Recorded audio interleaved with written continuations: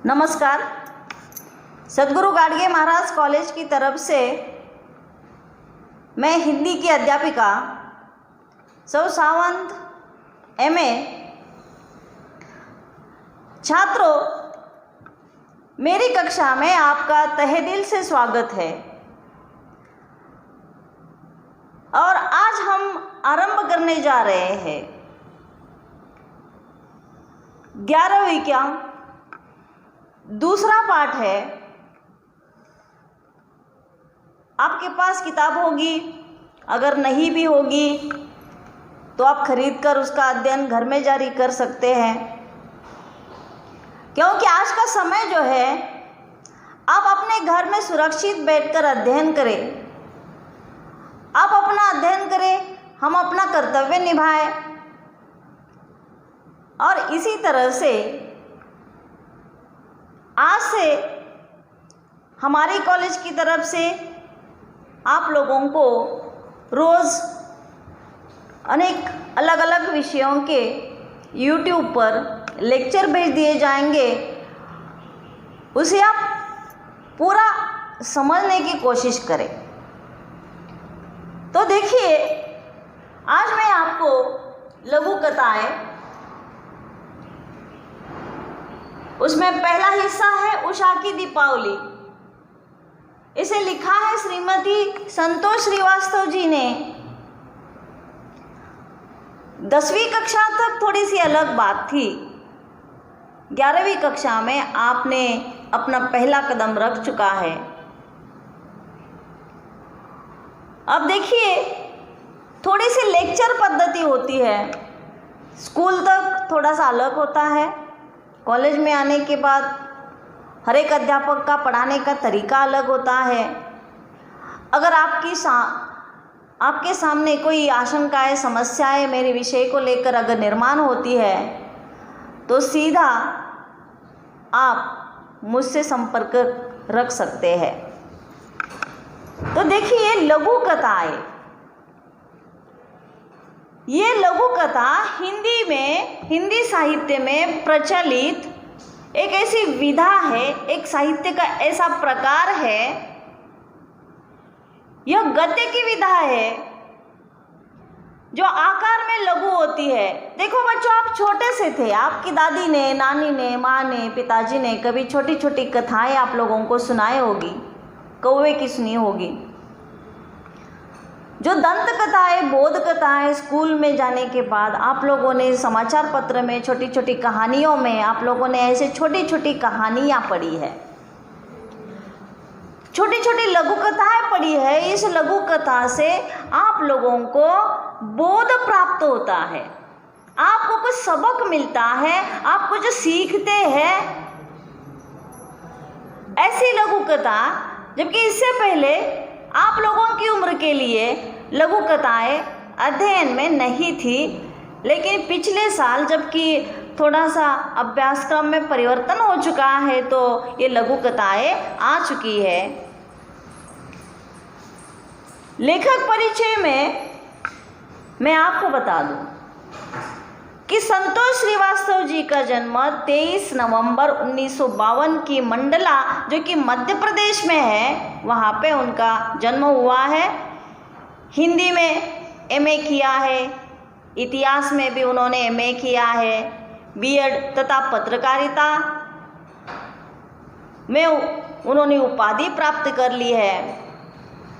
हमेशा नारी के लिए जागरूक और उसकी अस्मिता, नारी के प्रति जो उनके मन में भावनाएं हैं, ये भावनाएं, उसकी पहचान उनकी लेखनी के माध्यम से होती है। आपकी रचनाओं में एक और वर्तमान स्थितियाँ तथा सामाजिक विसंगतियों का चित्रण यहाँ आपके सामने प्रस्तुत होता है। तो दूसरी ओर क्या है? जीवन जीने के लिए मनुष्य किस तरह से छटपटाता रहता है। परिस्थिति कैसी भी अनुकूल प्रतिकूल होती है, सुख दुख आता है, फिर भी मनुष्य अपना जीवन जीना नहीं छोड़ता है। आज की ही स्थिति देखी है कि आज पूरी दुनिया पर कैसा कोरोना ने कहर ढाया हुआ है। हर व्यक्ति किस तरह से किसी न किसी कारण से, जो कि आर्थिक स्थिति से वो इतना विकल हो चुका है, ये आप अच्छी तरह से देख रहे हो। फिर भी मनुष्य उसमें से भी उभरने की कोशिश कर रहा है। जीवन में चाहे कितनी भी समस्या आ जाए, उस समस्या से लड़ने की ताकत वह जुटाता रहता है। इनकी प्रमुख कृतियां हैं बहके वसंत तुम, बहते ग्लेशियर, ये कहानी संग्रह है, दबे पाओ प्यार, टेम्स की सरगम, ख्वाबों के पहरन, ये उपन्यास है, फागुन का मन ललित निबंध संग्रह है, नीली पत्तियों की शायराना हरारत, ये यात्रा संस्मरण है, संस्मरण यानी कि यादें। साहित्य में अलग अलग तरह के प्रकार होते हैं, जिसे विधा कहा जाता है। यह एक विधा है जो कि लघु कथा है, छोटी छोटी कहानियाँ, लेकिन इन छोटी छोटी कहानियों के माध्यम से लोगों को, आपको सबक मिलता है, उपदेश मिलता है। यही बात जो कि आज हम पहली जो छोटी कथा है उस कथा के माध्यम से स्पष्टीकरण देने वाले हैं। इससे पहले विधा का परिचय प्राप्त करते। विधा यानी कि साहित्य, जैसे एकांकी होती है, कहानियाँ होती है, उपन्यास होता है, आत्मकथा होती है, आत्मचरित्र होता है, ये साहित्य के अलग अलग प्रकार है जिसे विधा कहा जाता है। इसी तरह से गद्य में भी होता है और पद्य में भी होता है।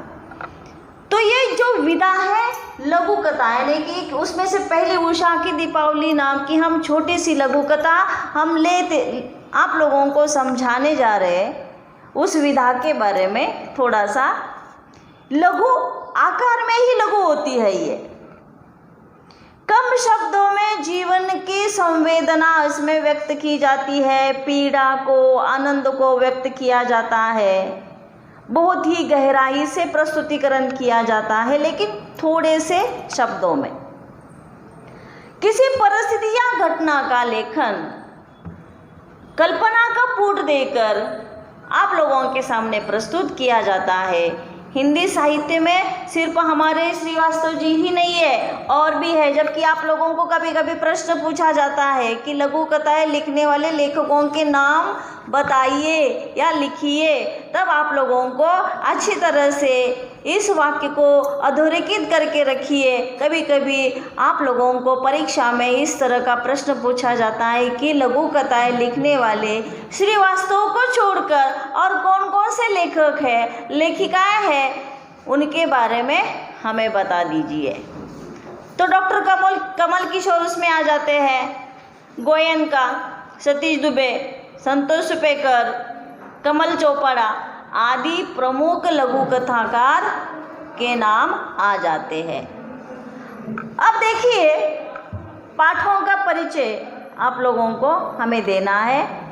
लघु कथा क्या होती है, वो विधा क्या है, लेखक का परिचय हमने आप लोगों को अच्छी तरह से प्रस्तुत किया है। आप समझने की कोशिश कीजिए, घर में बैठकर जो कि पाठ को पढ़ने की कोशिश कीजिए, वीडियो को देखकर। अगर एक बार नहीं समझ आया तो दूसरी बार, तीसरी बार उसे बार बार देखने की कोशिश कीजिए, तभी आप समझ जाओगे।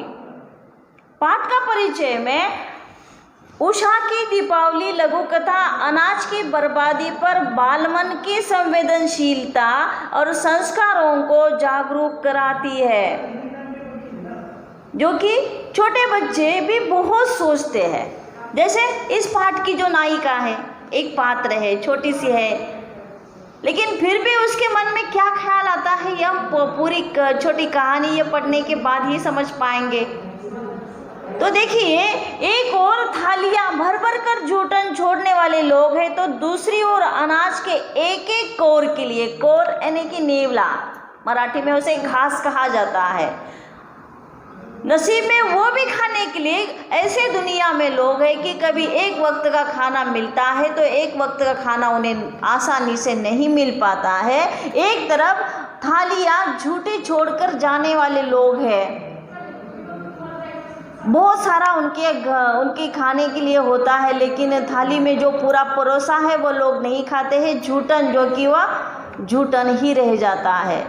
लेकिन एक तरफ ऐसी बात है तो दूसरी तरफ हमें ये भी दिखाई देता है कि अनाज के लिए तड़पने तरसने वाले लोग भी इस दुनिया में कम नहीं है। विभिन्न तरीकों से रोटी का जुगाड़ करते हुए लोग हमें इस दुनिया में दिखाई देते हैं। तो देखिए, जो कि उषा की दीपावली, इस पाठ को, ये जो छोटी कहानी है, इस कहानी को मतलब इस लघु कथा को आप लोगों के सामने हम प्रस्तुत करने वाले हैं। वैसे तो आप पढ़ने के बाद आप भी समझ जाओगे, बहुत आसान है, कुछ भी कठिन नहीं है, तुरंत ही आप समझने वाले हो। लेकिन देखिए, इस पर भी कृति पत्रिकाएं पूछी जाती है, कुछ छोटे छोटे सवाल, कारण लिखिए वगैरह जो पूछा जाता है, शब्द युग्म पूछे जाते हैं, जो कि इन सभी बातों को समझने के लिए बारीकी से अध्ययन करने की आवश्यकता है। तो उषा की दीपावली, दादी ने नरक चौदस के दिन आटे के दीप बनाकर मुख्य द्वार से लेकर हर कमरे की देहरी जगमगा दी थी। दादी ने, अब दादी किसे कहा जाता है? पिताजी की माँ को दादी कहा जाता है, पिताजी के पिताजी को दादाजी कहा जाता है। नानी किसे कहा जाता है? माँ की माँ को नानी कहा जाता है। नाना जी किसे कहा जाता है? तो माँ के पिताजी को नाना जी कहा जाता है। ये रिश्तों की पहचान भी होनी चाहिए, जबकि बहुत बार कभी कभी छात्रों को, बच्चों को ये भी समझ नहीं आता है कि दादी, दादा, नाना, नानी ये क्या रिश्ते हैं कि किसे क्या कहा जाए। इसलिए रिश्तों की पहचान दिलाने के लिए ये बताना मेरा कर्तव्य था। नरक चौदस, दीपावली के समय नरक चतुर्दशी होती है, तो उसे नरक चौदस कहा जाता है।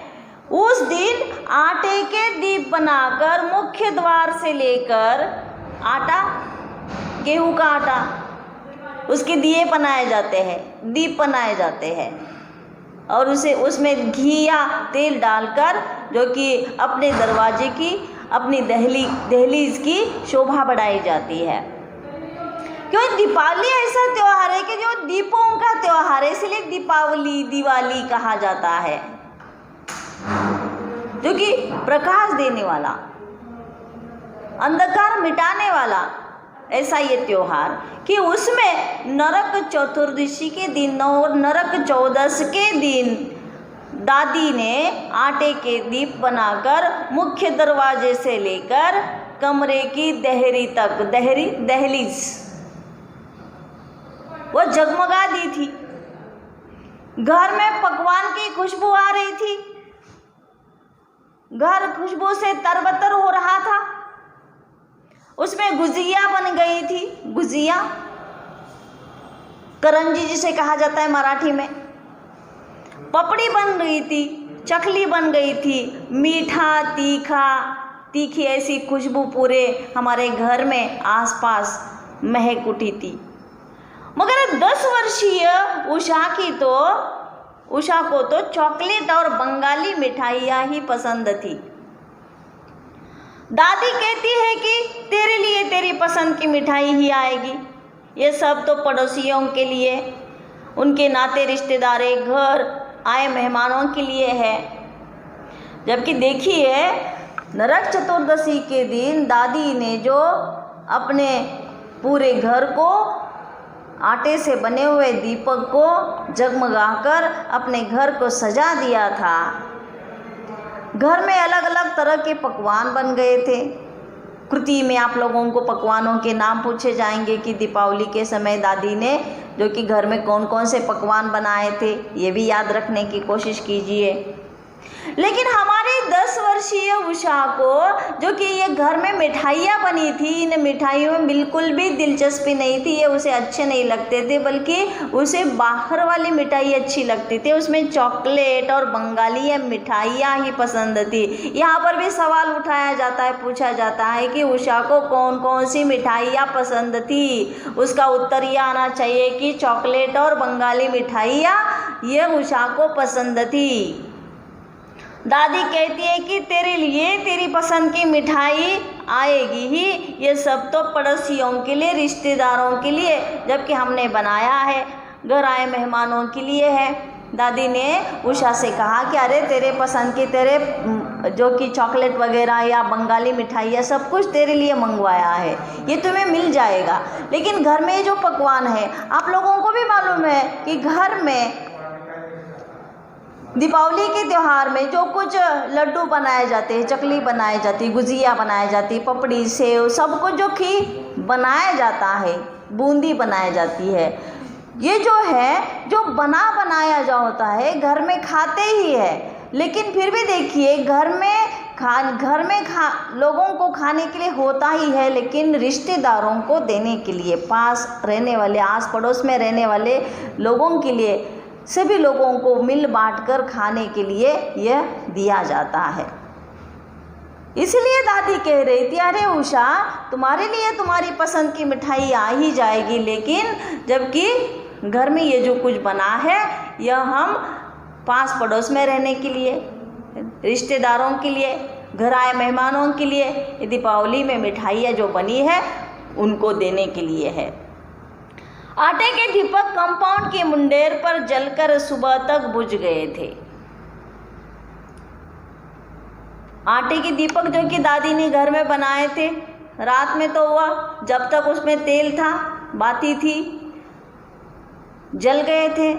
सुबह जबकि उषा देखती है तो वह अपनी अपनी जगह पे वहीं पे बुझे हुए हालात में दिखाई दी। सुबह उषा जॉगिंग करने के लिए फ्लैट से नीचे उतरी तो उसने पूरा कंपाउंड पटाखों के कचरे से भरा हुआ देखा। उसने देखा कि सफाई करने वाला बबन उन दीपों को कचरे के डिब्बों में से डालकर अपनी जेब में रख रहा है।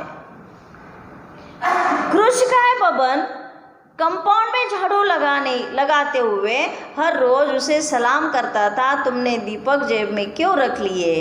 उषा ने पूछा।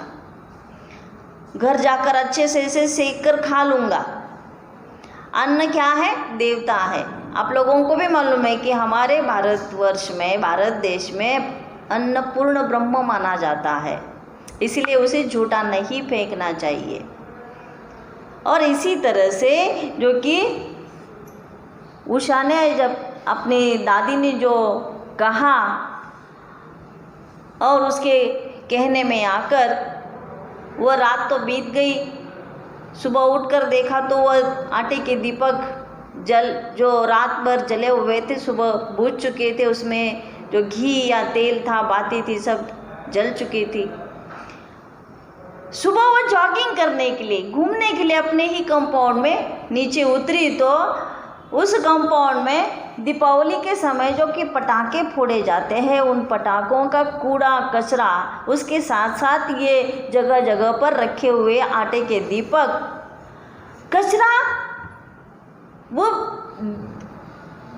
समेट रहा था, कचरे के डिब्बे में डाल रहा था। लेकिन उस कचरे में डिब्बे में डालते समय उषा देख रही थी कि बबन नाम का एक कृषकाय व्यक्ति जो कि झाड़ू लगा रहा था, झाड़ू लगाने वाला कृषकाय ने कि एकदम दुबला पतला सा, वो व्यक्ति उस कूड़े के डब्बे में आटे के बने हुए दीपकों को न डालते हुए वो अपनी जेब में साफ करते हुए डाल रहा था। और ये उषा देख रही थी। वह 10 साल की लड़की उषा इस बात को देख रही थी। उसने जाके बबन से पूछा, आप ये क्या कर रहे हैं? आप ये ना आटे के दीपकों को अपनी जेब में क्यों भर रहे हैं? तो वो कहता है कि अन्न पूर्ण ब्रह्म होता है, अन्न देवता होता है, जबकि मैं इसे घर जाकर साफ करूँगा। इसमें जो गंदगी बैठी हुई है इसे साफ करके फिर से उसे भून लूँगा और फिर खा लूँगा। ये उषा ने बबन के मुँह से सारी बातें सुन ली। घर जाकर अच्छे से सेक कर खा लेंगे, अन्न देवता है। बबन ने अपने खीसे इस तरह से उषा के सामने, क्योंकि उन दीपकों को अच्छी तरह से अपने जेब में निपोरे यानी कि भर दिए। उषा की आंखें विस्मय से भर उठी, विस्मय यानी कि आश्चर्य से भर उठी। तमाम दावतों में भरी प्लेटों में भरा जरा सा टूंगने वाले मेहमान और कचरे के डिब्बे के हवाले प्लेटों का अंबार उसकी आंखों में सैलाब बनकर उमड़ आया। उषा 10 साल की लड़की आश्चर्य से बबन की तरफ देखती हुई बबन ने कहा कि अन्न देवता है। इस बात को वो अपने मन में लेकर इतनी सोचने लगी कि अनेक सी जगह पे शुभ मंगल में, अनेक कार्यक्रमों में, तमाम दावतों में प्लेटों में भरा भरा अनाज वैसे का वैसा झूठा ही पड़ जाता है, कचरे के हवाले हो जाता है। प्लेटों का अंबार अपनी आंखों से उसने देखा था। वो दौड़ती हुई घर गई, जल्दी जल्दी पकवानों से भरी हुई थैली अपने हाथ में ले ली और जल्दी से सीढ़ियाँ उतर कर आई। अब वह थी और बबन की कांपती हथेलियाँ, उन हथेलियों पर पकवान की थैली। उषा की आंखों में हजारों दीप जल उठे और पकवानों की थैली देख बबन की आंखें भी खुशी के आंसू छलकने लगे। देखिए, आप लोगों को इस कहानी से क्या सबक मिलता है कि आजकल छोटे बच्चे भी इस तरह से सोचते हैं। इस छोटी सी लघु कथा के माध्यम से यह आप लोगों को सबक मिलता है कि आज हमारे जीवन में, आज हमारी दुनिया में बढ़ी हुई जो आबादी है, इस आबादी में एक और थालियाँ भर भर कर जूठन छोड़ने वाले लोग दिखाई देते हैं, तो दूसरी ओर अनाज के एक एक नेवले के लिए, एक एक कौर के लिए तरसते हुए, जो कि विभिन्न तरीकों से रोटी का जुगाड़ करते हुए लोग भी दिखाई देते हैं। ऐसी ही एक बात, मतलब अन्न देवता है, अन्नपूर्ण ब्रह्म है, इसे जूठा नहीं करना चाहिए। जूठा नहीं मतलब कचरों के डिब्बे में नहीं भरना चाहिए। जितना आवश्यक है अपने आवश्यकता के अनुसार है अपनी थाली में परोस कर उसे खाना चाहिए। अगर बचा हुआ है तो किसी ज़रूरतमंद व्यक्ति को, भूखे व्यक्ति को उसे दे देना चाहिए। जैसे कि 10 वर्ष की ये लड़की उषा की दीपावली इस छोटी सी लघु कथा के माध्यम से आप लोगों को जो दीपावली के नरक चौदस के दिन आटे के दीपक बने हुए और वह किस तरह से बबन अपने जेबें भर देता है और उसकी आंखें किस तरह से खुल जाती है। वो छोटी सी बच्ची अगर इतना सबक समझ सकती है, इतना सोच सकती है, तो आप भी देखिए, आप अपने जीवन में आगे चलकर जो कि भूखे हैं उन लोगों की भूख मिटाने की कोशिश करो। अगर अपने आवश्यकता के अनुसार जो थाली में परोसा मतलब लेना है उतना ही ले लो और अपना पेट भरो। इसके अलावा मैं आप लोगों को और कुछ नहीं बता सकती। आप लोगों को यही सबक इस पाठ के माध्यम से मिल चुका है। धन्यवाद।